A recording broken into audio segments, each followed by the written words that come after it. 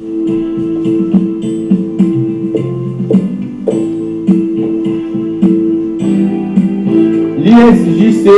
l'intimité avec le Seigneur Jésus-Christ, l'assurance absolue du salut de ton âme. Alléluia, alléluia. Gloire à Dieu, gloire à Dieu. Bienvenue à l'ISJC International Ministry. L'intimité avec le Seigneur Jésus-Christ, l'assurance absolue du salut de ton âme. Bienvenue, je suis très content de vous retrouver. Vous êtes assez nombreux depuis le monde entier à regarder nos vidéos. Eh bien, vous ne vous êtes pas trompés, vous êtes avec Dieu. Je vous félicite, vous qui êtes déjà abonnés, toi aussi ne tarde pas à le faire. Fais cette alliance avec le Seigneur Jésus-Christ, c'est son institution ici. C'est tout ce qu'il demande à l'Église, de pouvoir être avec lui tout le temps. Malheureusement, cela ne se passe pas. L'intimité avec le Seigneur Jésus-Christ t'encourage donc à regarder ces vidéos tout le temps et tout peut arriver. Tu n'as même pas besoin de prière et surtout il faut transférer.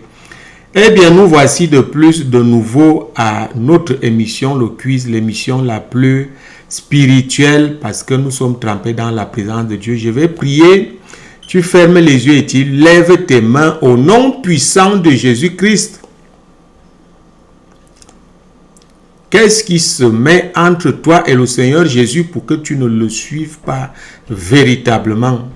Est-ce une montagne? Je la pousse au nom puissant de Jésus-Christ.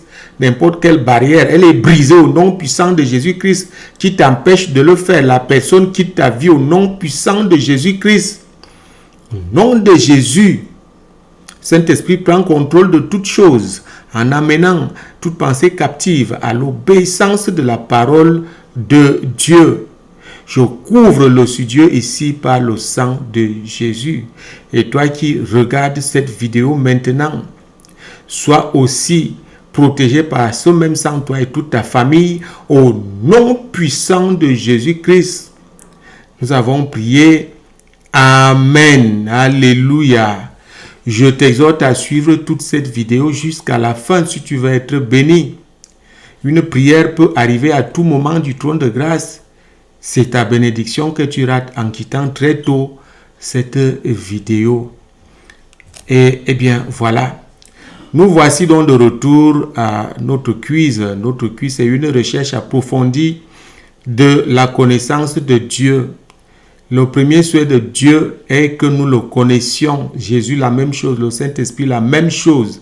C'est tout à fait aberrant qu'aujourd'hui, même les églises ne connaissent même pas le Saint-Esprit. L'Esprit de Jésus-Christ, ne parlons plus de la présence de Dieu. Alléluia. Eh bien, pour connaître ces choses, c'est dans les Écritures. Dans les Écritures, il faut lire, il faut méditer. Cela prouve que tu aimes Jésus-Christ et le Seigneur, et Dieu lui-même t'aime et les deux viennent faire leur demeure dans ta maison, c'est-à-dire dans ton cœur par l'Esprit et la présence de Dieu. Eh bien, vous trouvez ces choses dans l'évangile de Jean, chapitre 14, vous trouvez ces paroles que le Seigneur a prononcées. Nous faisons tout sur la base des Écritures.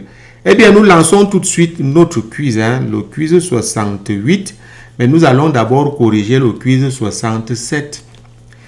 En méditant sur Luc 24, vous lisez ces recommandations du Seigneur. Et voici, j'enverrai sur vous ce que mon Père a promis, mais vous restez dans la ville jusqu'à ce que vous soyez recouverts de la puissance d'en haut.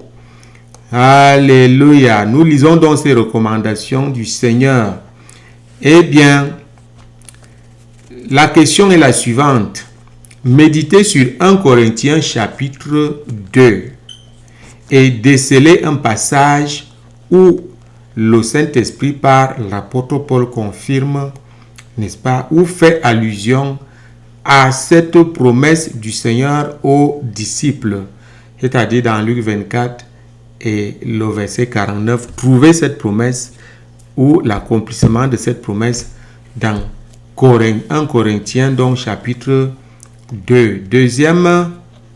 1 Corinthiens chapitre 2. Ok, c'était la question. Nous pouvons donc aller trouver cette réponse. 1 Corinthiens chapitre 2. Et la deuxième question, c'était la même chose dans 1 Corinthiens chapitre 4. Nous voyons donc à 1 Corinthiens chapitre 2 à partir du verset 4. Et ma parole et ma prédication ne reposent pas sur les discours persuasifs de la sagesse, mais sur une démonstration d'esprit de puissance. Afin que, le verset 5, afin que votre foi fût fondée non sur la sagesse des hommes, mais sur la puissance de Dieu. Vous comprenez maintenant, nous voyons bel et bien les paroles de Jésus-Christ qui disaient « Attendez la puissance ». Que vous soyez d'abord revêtus de cette puissance avant d'aller faire quoi que ce soit. Voici cette puissance que les apôtres manifestaient. Pierre, Jean et l'autre l'ont manifestée aussi. L'apôtre Paul l'a manifesté plus. Il a eu beaucoup plus de révélations sur le combat spirituel. En Corinthiens chapitre maintenant 4, nous devons aussi retrouver que c'est le verset à partir... J'ai dit qu'on pouvait donc donner plusieurs versets bibliques. Quand on parle de passage, c'est plusieurs versets bibliques. Donc au niveau de 1 Corinthiens chapitre 4, il était aussi question de retrouver les promesses du Seigneur, n'est-ce pas, auxquelles l'apôtre Paul pouvait aussi faire allusion. Il démontrait par là qu'il était bel et bien rempli de l'Esprit de Dieu, de la puissance de Jésus-Christ. Nous lisons à partir du verset 18. « Quelques-uns se sont enflés d'orgueil, comme si je ne devais pas aller chez vous. » Verset 19. « Mais j'irai bientôt chez vous, si c'est la volonté du Seigneur. Et je connaîtrai non les paroles, mais la puissance de ceux qui se sont enflés. » Le verset 20. « Car le royaume de Dieu ne consiste pas en la parole, mais en puissance. » Alléluia. On peut se glorifier. Ah oui, dans cette puissance, quand on a eu la grâce de la recevoir, c'est Dieu qui fait toutes choses. Dieu sonde les cœurs. Vous comprenez, nous sommes très nombreux dans cette affaire, dans l'œuvre de Dieu, pour des motifs différents. Je t'exhorte aujourd'hui, si tu es dans l'œuvre, pour des motifs purs, c'est-à-dire sauver les âmes, récupérer les brebis égarées du Seigneur, alors Dieu va t'impacter de sa puissance. Et tu peux donc faire ces choses. Pas le combat spirituel, moi je m'en moque parce que à quoi ça sert ce combat spirituel qu'on connaît là, où les gens sont possédés mais ils disent qu'ils font le combat spirituel. Mais voici le haut niveau du vrai combat spirituel, c'est la délivrance. C'est-à-dire que tu peux dire au nom de Jésus-Christ, comme je suis en train de dire là, tu as quel problème? Au nom de Jésus, que cet esprit te quitte. L'esprit d'incrédulité te quitte. L'esprit de renvoi te quitte. L'esprit de vol. Tout esprit, l'esprit d'impudicité te quitte au nom puissant de Jésus-Christ. Tu n'arrêtes pas de tomber, tu tombes tous les jours. Ça, c'est le haut niveau donc de la puissance de Dieu. Aucun esprit ne résiste. Aucun esprit ne résiste au nom de Jésus-Christ. Tout esprit se soumet. Eh bien voilà, chers frères et sœurs en Christ, c'est ça qu'il faut à l'Église pour que le monde vienne trouver les solutions à son problème. N'est-ce pas? À l'Église. L'Église doit être un endroit où le monde arrive étant malade, il est soigné. Le monde arrive étant possédé, il est délivré. Le monde arrive étant rebelle, il devient soumis et ils donnent leur vie au Seigneur Jésus-Christ. Ils peuvent s'écrier la gloire de Dieu est à cet endroit. Vous comprenez, l'Église doit être cet endroit-là. Malheureusement, c'est même qu'on renie le Saint-Esprit qui est la puissance. Je ne parle pas de présence. Tu les vois à la télé, ils parlent du Saint-Esprit, c'est pour attirer les gens. Mais tu arrives dans ces grands châteaux, on appelle grandes églises. Je ne fais pas une stigmatisation. Malheureusement, on ne parle plus du Saint-Esprit quand tu arrives là. Tu vois comment ça abonde de monde. Tu arrives avec tes diabètes et tes cancers. Tu rentres avec à la maison. Tu commences à regretter. Tu dis finalement, où est Dieu? Alléluia!